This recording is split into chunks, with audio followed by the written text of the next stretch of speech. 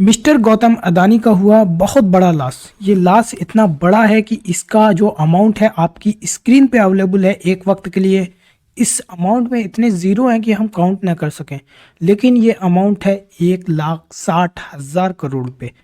अब इतना बड़ा लॉस क्यों हुआ? अगर हम फोर्ब्स बिलियनर लिस्ट में आए तो यहाँ पे इनकी पर्सनल नेटवर्थ 18.98% से डाउन हुई। नेट में $22.6 बिलियन, जो कि मैंने ऑलरेडी बताया कि 1,60,000 करोड़ इंडियन रुपीज़ में होते हैं।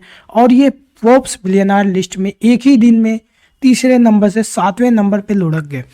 रीज़न क्या था? रीज़न था इनके शेयर प्राइस, क्योंकि एक इंडिविजुअल की जो नेटवर्थ है, जो कि एक पब्लिक कंपनी चला रहे हैं, उनकी नेटवर्थ उनके शेयर प्राइस से डिटरमाइन होती है।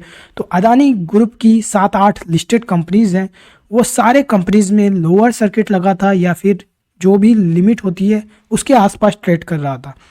तो इतना बड़ा सेल ऑफ आया क्यों? उसके पीछे की एक रीज़न जो था, ये आपका एक हिडनबर्ग रिसर्च ने एक रिपोर्ट निकाली थी, जिसमें इन्होंने अदानी ग्रुप को कॉरपोरेट हिस्ट्री का one of the largest fraud बताया कि अदानी ग्रुप कर रहा है।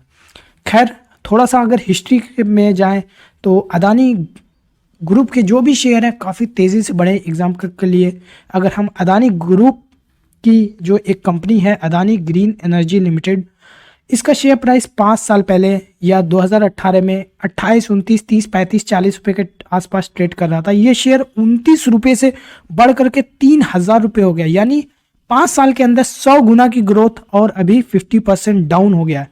तो इतनी बड़ी ग्रोथ, काफ़ी लोगों के मन में डाउट होता है। तो हिडनबर्ग ने काफ़ी लंबी रिपोर्ट निकाली और इसका PDF काफ़ी यहाँ पे अवेलेबल है, जिसका मेन टाइटल ही है कि अदानी ग्रुप जो है बहुत बड़ा फ्रॉड कर रहा है। इतनी बड़ी रिपोर्ट है कि उसने बहुत क्वेश्चन रेस किए हैं, और रिपोर्ट को तो मैं पूरा पढ़ नहीं सकता, लेकिन कुछ इंपॉर्टेंट पॉइंट है जो मैं ज़रूर डिस्कस करना चाहूँगा। लाइक अगर इसके पेज नंबर 5 पे आए तो ये बताते हैं कि इनके जो इंडिपेंडेंट ऑडिटर्स हैं अदानी इंटरप्राइजेज और अदानी टोटल गैस के, ये जो ऑडिटर्स हैं सिर्फ 4 पार्टनर्स और 11 एम्प्लॉइज़ हैं। ये इतनी छोटी टीम है कि इतनी बड़ी कंपनी अडानी इंटरप्राइजेस का जो ऑडिट वर्क है उसके लिए इन्होंने मेंशन किया है कि ये कैपेबल नहीं है। ये 15 लोगों की टीम इतनी बड़ी कंपनी के लिए ऑडिट करने के लिए कैपेबल नहीं है। इसके अलावा बता रहे हैं कि अदानी ग्रुप की 7 जो लिस्टेड एंटिटी है और 578 सब्सिडरीज है, क्योंकि ज़्यादातर जो फ्रॉड होते हैं कमिट किए जाते हैं वो चेन ऑफ सब्सिडरीज या शेल कंपनीज के थ्रू किए जाते हैं। इस तरह को क्वेश्चन रेस किया। साथ ही साथ वो बता रहे हैं कि जो अदानी टोटल गैस और अदानी इंटरप्राइजेस के जो पार्टनर्स हैं वो सिर्फ 23 और 24 साल के हैं, और 23 और 24 साल के एज में शायद ही कोई इतना कैपेबल हो पाता होगा, क्योंकि इतने तो फ्रेशर्स होते हैं इस एज के। तो इतनी बड़ी कंपनीज का जो ऑडिटर्स हैं सिर्फ 23 और 24 साल के, तो ये कंसर्न रेस किया। इसके साथ ही साथ कुछ और भी क्वेश्चन थे। ये बता रहे हैं कि टोटल 88 क्वेश्चन रेस किए हैं इस रिपोर्ट में, और अगर गौतम अदानी को लगता है कि ये क्लेम जो है ट्रांसपेरेंट नहीं है तो वो आए पब्लिक डोमेन में जवाब दें, और हम अदानी का रिस्पांस का वेट कर रहे हैं। साथ ही साथ इन्होंने ये भी बताया कि इतनी बड़ी रिसर्च करने के बाद हमने शॉर्ट पोजीशन ली है अदानी ग्रुप कंपनीज में, US ट्रेडेड बॉन्ड और Indian non trade derivatives instrument में। तो काफ़ी बड़ी रिपोर्ट है। इसी वजह से आप देख सकते हैं कि मार्केट में काफ़ी अफरा तफरी का माहौल हो गया, और अदानी ग्रुप के शेयर प्राइस मैंने ऑलरेडी दिखाया कि सब लोअर सर्किट लग गया, और कुछ जो है लोअर सर्किट के आसपास ट्रेड कर रहे थे। बट इसमें जो है सबसे बड़ा क्वेश्चन ये आता है कि क्या वाकई में ये रिपोर्ट सही है? अगर रिपोर्ट सही है तो स्टॉक मार्केट, जो कि एक परसेप्शन मार्केट मैं कहता हूँ, क्योंकि ये रियल मार्केट नहीं होती, यहाँ पे जो भी शेयर प्राइस डिसाइड होता है परसेप्शन के बेसिस पे होता है, तो वो शेयर लुढ़क जाता है, शेयर गिर जाता है, उसकी वजह से नेटवर्थ डाउन हो जाती है।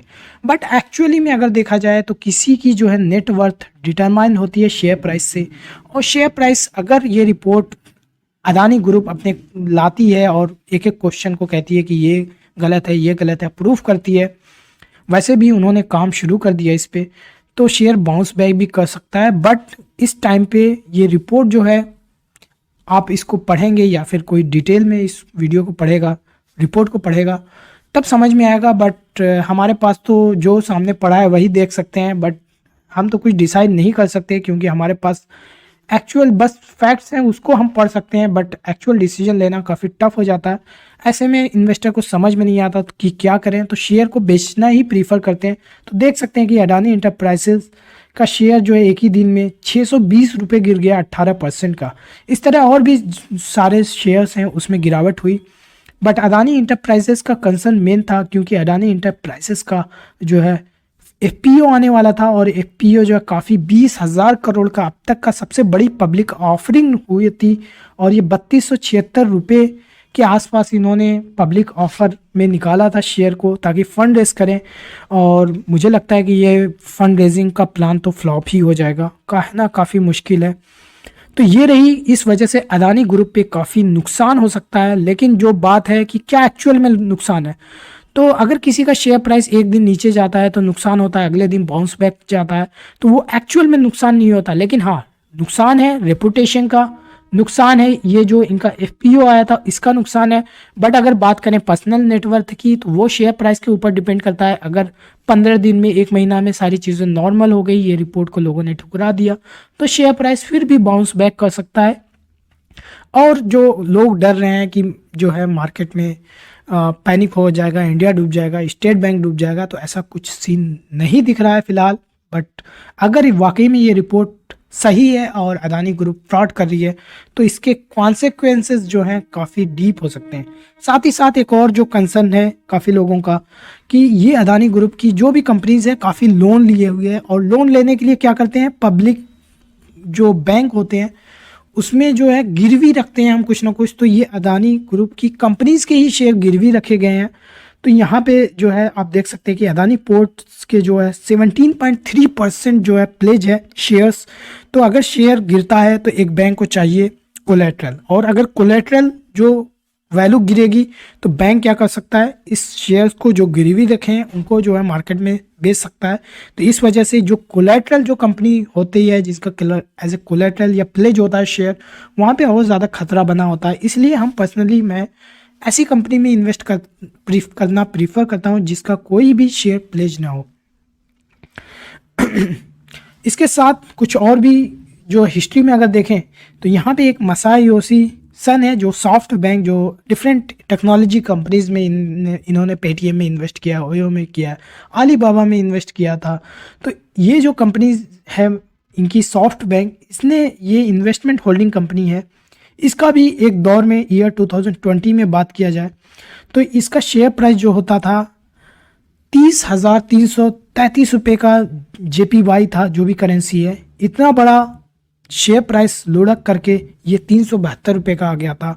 और सॉफ्ट बैंक के जो ओनर हैं मसायोशी सन, इनकी नेटवर्थ $80 बिलियन से घट करके कुछ मिलियंस ऑफ डॉलर बची हुई थी। तो कुछ भी पॉसिबल है अडानी ग्रुप का अगर शेयर गिरता गया, और अगर बैंक में जो कोलेट्रल रखा गया है या प्लेज है उस शेयर को भी बैंकों ने सेल किया, तो अडानी ग्रुप के शेयर इस तरह से गिर सकते हैं। उनकी वैल्यूएशन की वाइज बात किया जाए तो वैल्यूएशन कुछ कंपनीज की लाइक अडानी इंटरप्राइजेस की बात करें तो काफ़ी ज़्यादा है, लाइक 261 की पी पे ट्रेड कर रही है। इसके अलावा अडानी ग्रीन एनर्जी की बात करें तो ये तकरीबन 432 के पी पे ट्रेड कर रही है। बट जो है पी ज़रूरी नहीं है कि पी जो दिख रहा हो वही हो, कंपनी की फ्यूचर अर्निंग के हिसाब से एक कंपनी की वैल्यूएशन डिटरमाइन होती है जो टोटली परसेप्शन पे बेस्ड होती है। तो इस समय पे कुछ कहना मुश्किल है। जो इन्वेस्टर जो है अडानी ग्रुप में है उनको जो है काफ़ी सोचना की ज़रूरत है कि क्या वो इस कंपनीज के शेयर के साथ कर सकते हैं। पर्सनली मैं अडानी ग्रुप के कोई भी शेयर को आज तक कभी ओन नहीं किया, और न ही ओन करने की जो है कोई इच्छा है मेरी, क्योंकि पर्सनली जहाँ पे लगता है कि अच्छी वाइब्स नहीं आती उस चीज़ को अवॉइड ही करना बेहतर होता है। तो उम्मीद करता हूँ कि दोस्तों आप लोगों का जो भी क्वेश्चन था इस वीडियो में मिल गया होगा।